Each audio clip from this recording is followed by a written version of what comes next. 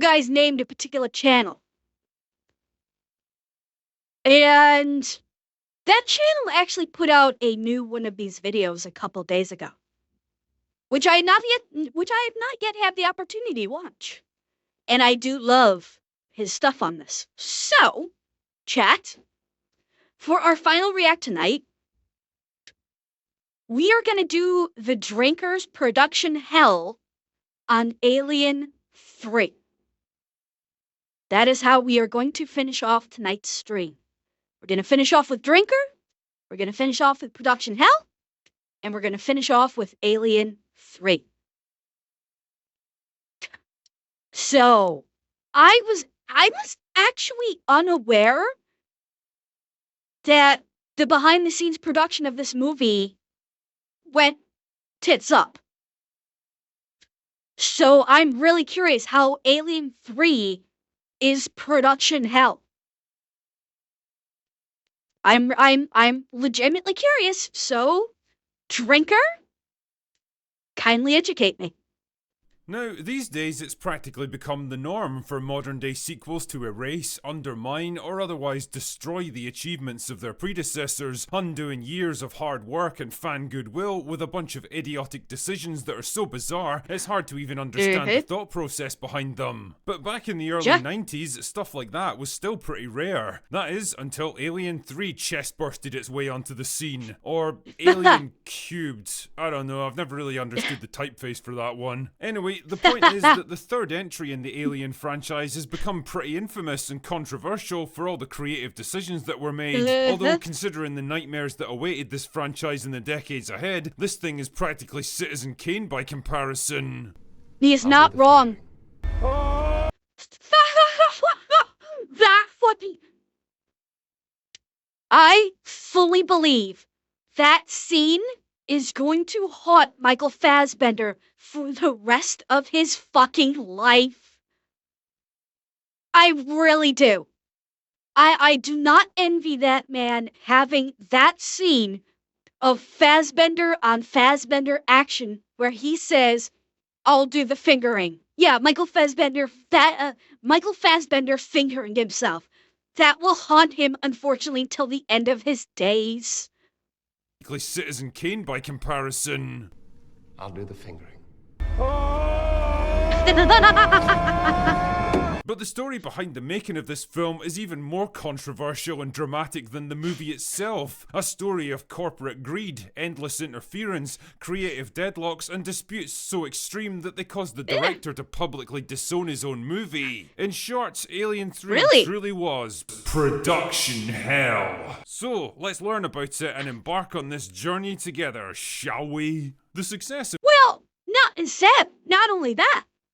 Not only the little girl who's the heart of the last movie, fucking Hicks, who is also, very close to Ripley, and, was a big part of it. Should we bring him in? Well, we're gonna kill him off. Isn't this gonna upset a lot of people? Nah, it'll be fine.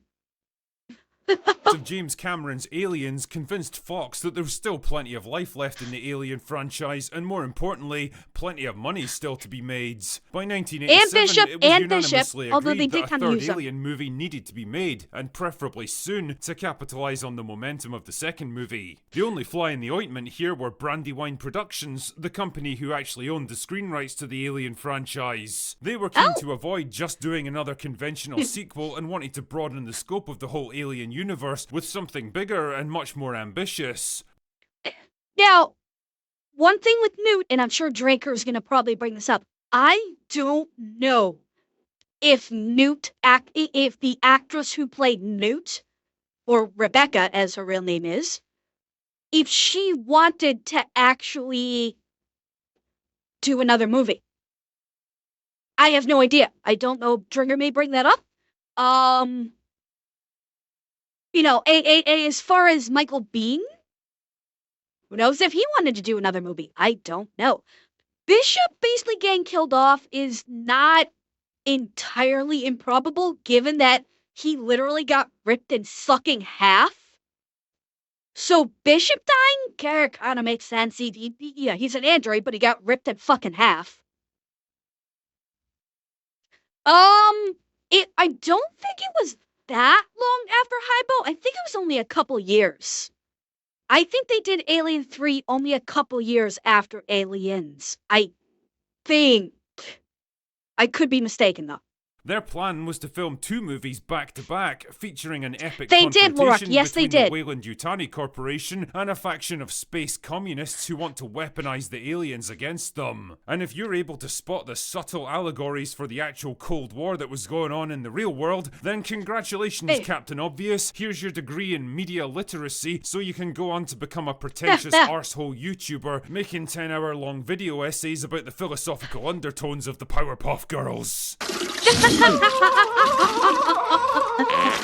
Anyway, the first movie would focus more on the character of Hicks, with Ripley relegated to a minor cameo appearance. And believe it or not, this actually suited Sigourney Weaver, who was still mad at the studio for cutting out major portions of Ripley's backstory in Aliens, and was becoming increasingly tired of the role and worried about typecasting. Wait, was this in reference to Alien? Hang on, I got back that up. I think I misheard him. Was he talking about the script for Alien 3? Let me hear that again. Anyway, the first movie would focus more on the character of Hicks, with Ripley relegated to a minor cameo appearance. It is, yeah. And believe it or not, this actually suited Sigourney Weaver, who was still mad at the studio for cutting out major portions of Ripley's backstory in Aliens, and was becoming... And for those of you that don't know what that backstory they're talking about, in Aliens, James Cameron cut the part where they talk about Ripley's daughter. When Ripley first wakes up from cryosleep after the salvage ship rescues her and brings her back to Earth, they talk about her daughter being dead.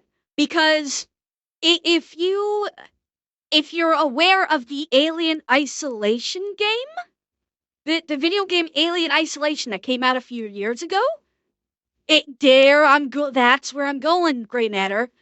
The character you play in Alien Isolation is Amanda Ripley, Ellen Ripley's daughter.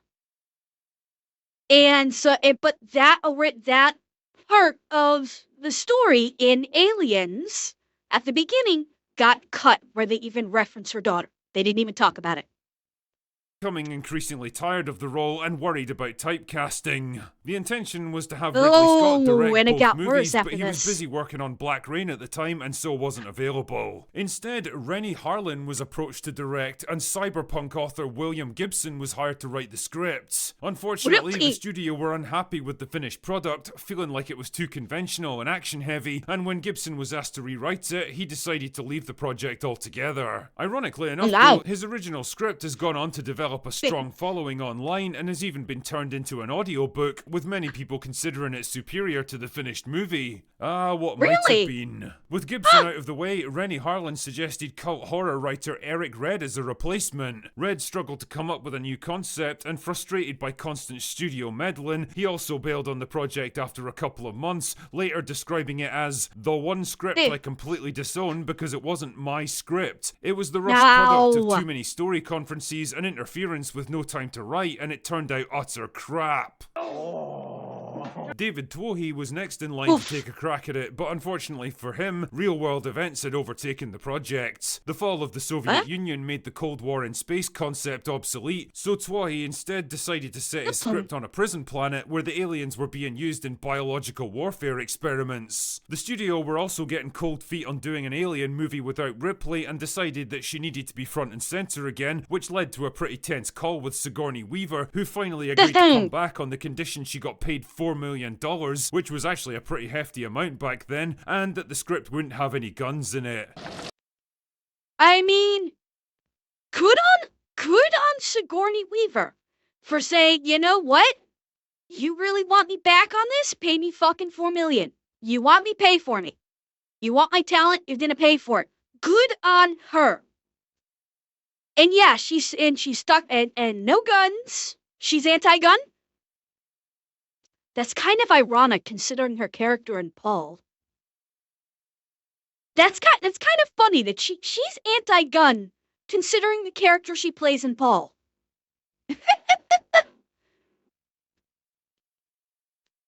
But bravo to her.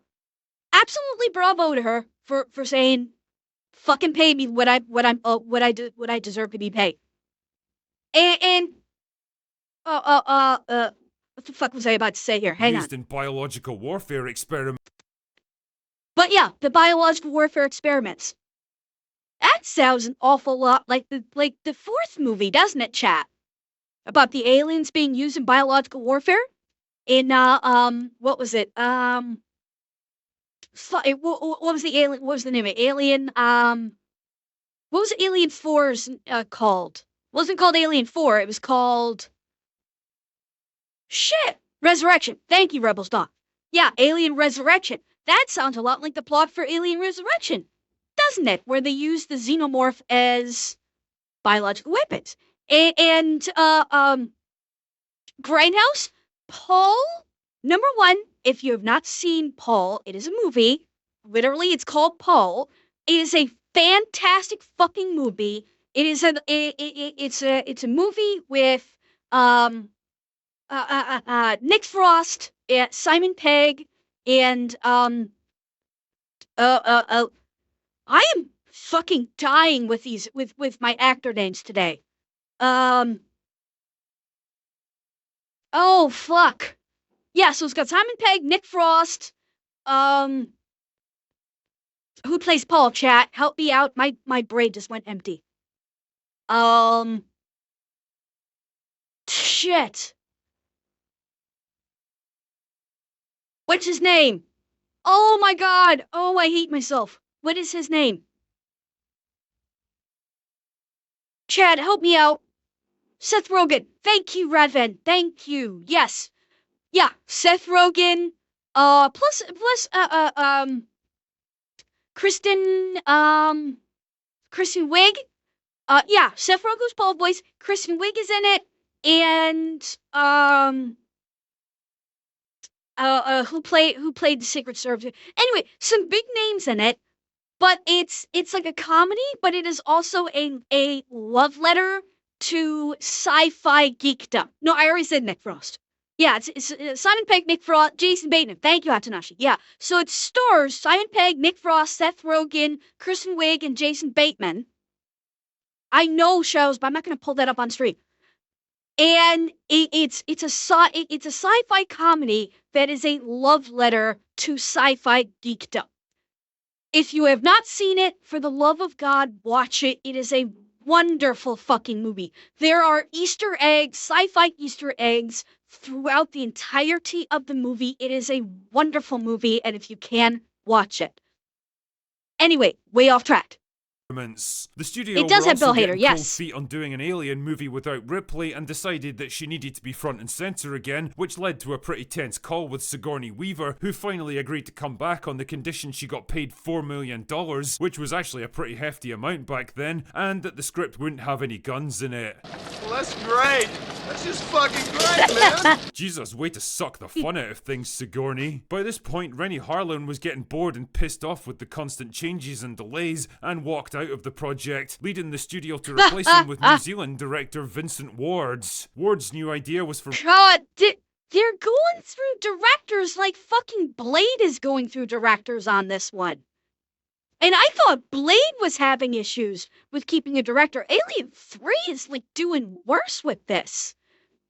Although I will say, taking guns out of the equation, putting it on the prison planet, it kind of I can see that having the potential of dialing it back to its original film suspense roots if they did it right.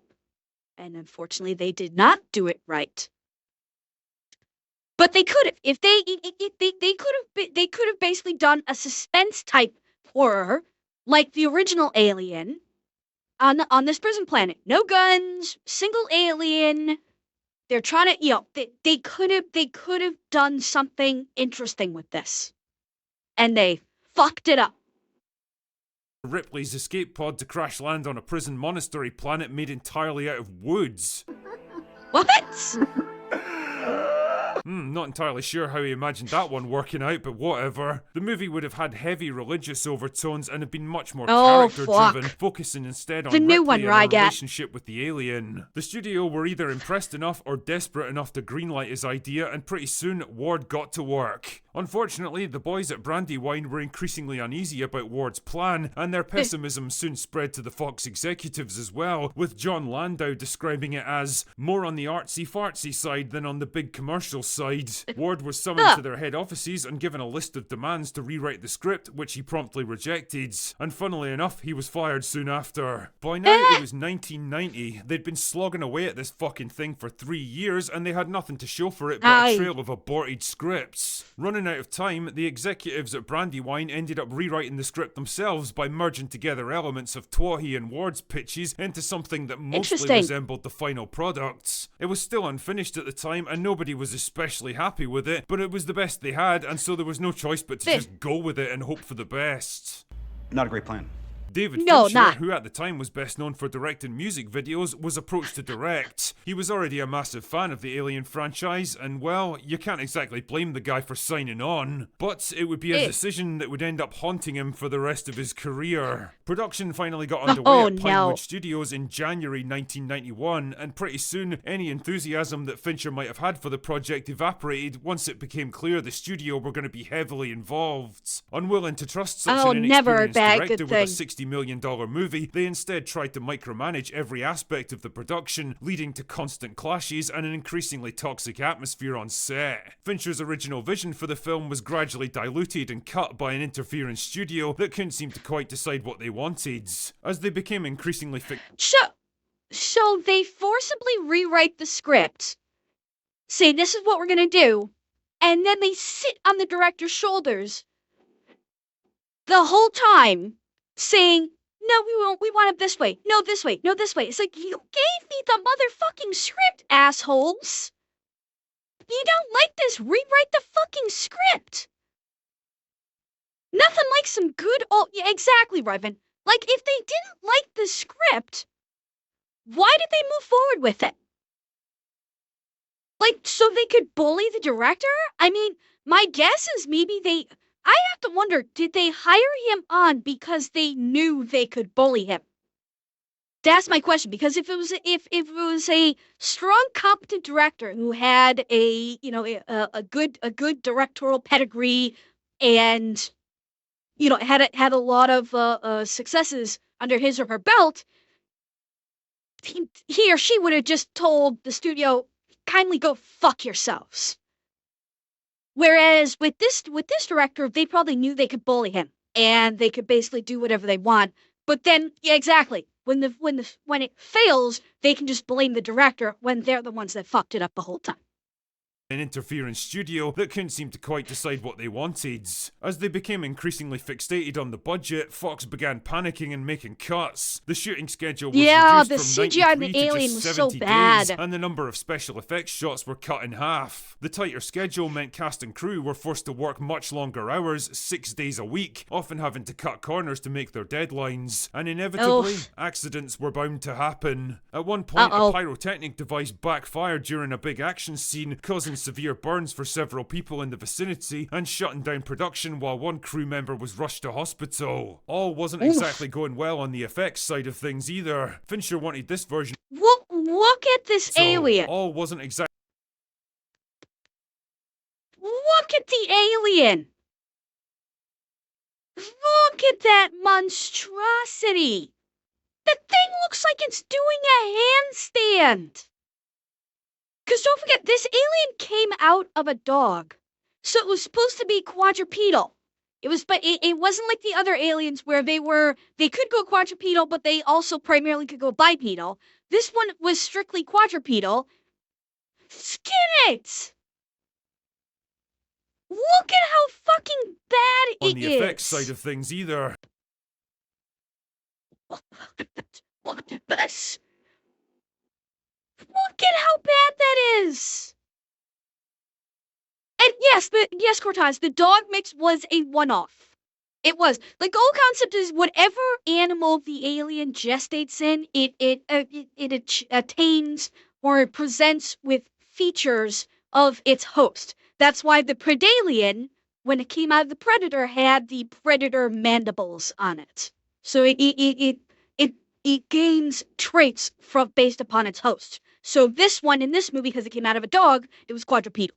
Fincher wanted this version of the alien to be much more fast and agile than the men in rubber suits we'd seen in the previous movies, but since CGI wasn't up to the task at the time, they had to find another solution. And I'm not gonna lie, some of the shit they tried was just batshit insane. Like gluing a bunch of rubber alien prosthetics to a fucking dog and having it run around the set. Needless to say, the results were suboptimal at best. I mean, just look at this thing. It's almost as bad as the original Predator suit. Finally, though, the team came up with an unusual combination of miniature puppets mounted on rods and cables manipulated by several crew members that was shot doing various actions and then composited into live-action footage to produce the final sequences. That looks cool. And then composited into this right here?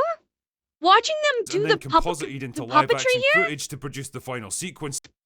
That looks good. Like what, with the movement here, that's some pretty awesome puppetry. You paint them out afterwards. You paint out the puppetry rods and the puppeteers. That's some pretty skilled fucking puppetry, I must say. I mean, it was definitely fast and agile, that's for sure, but it also looks like complete dog shit. It's horribly fake and jerky and dated in a way that the other movies never were. And in some ways, Chat?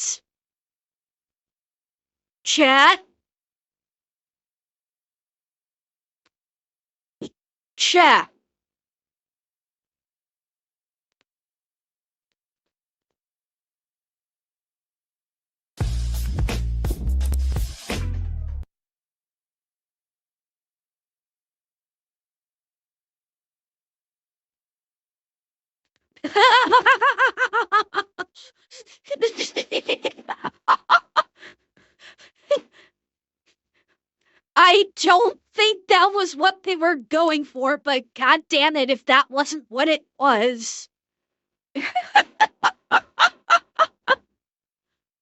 And in some ways, I think it's actually a perfect metaphor for what Alien 3 was. A cheap, nasty and tacky addition to a once great franchise that's aged way worse than its predecessor who came out more than a decade earlier. Alien 3 finally released in May 1992 to mixed reviews, going on to make about $160 million worldwide against a $60 million budget, considered by most people $160 million worldwide in 1992 to mixed reviews, going on to make about $160 million worldwide against a $60 million budget, considered by most people to be kind of a disappointment. The decision to kill off all...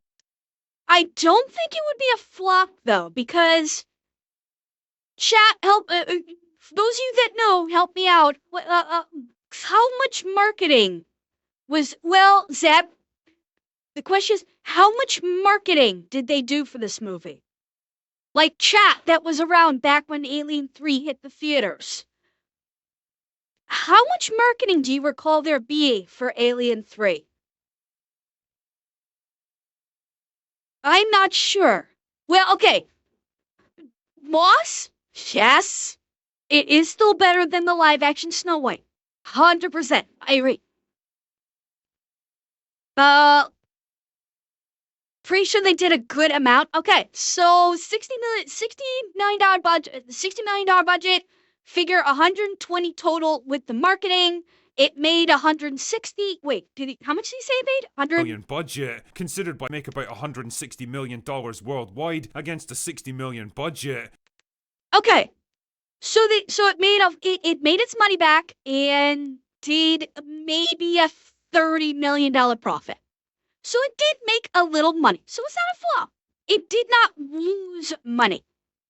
Wasn't a good movie, but it didn't lose money. And Mouse? Did something happen with your account? Why did you follow me again? Or are you a different Deadly Mouse? What's... Yeah, Mouse, what happened? Did you lose your account or something? Or are you a totally different Deadly Mouse entirely? Oh, you're a new Deadly Mouse. Well, Deadly Mouse 1986. Thank you for the follow.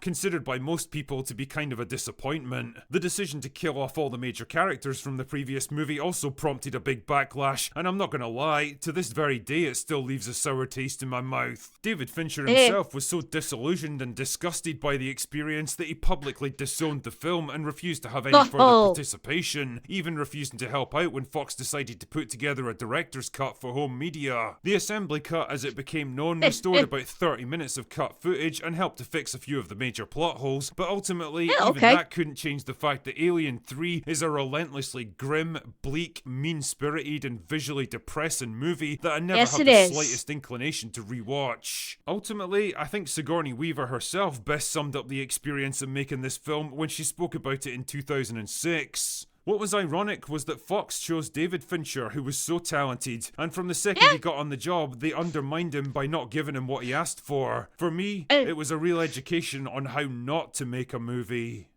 Wow. Anyway, that's all I've got for today. She did. Go away now. Well, she may not have been happy, but she got her $4 million. Whew. Well. That was, it's always studio interference, chat. In the end, it very much largely boils down to studio interference. They, 9 times out of 10, screw things up.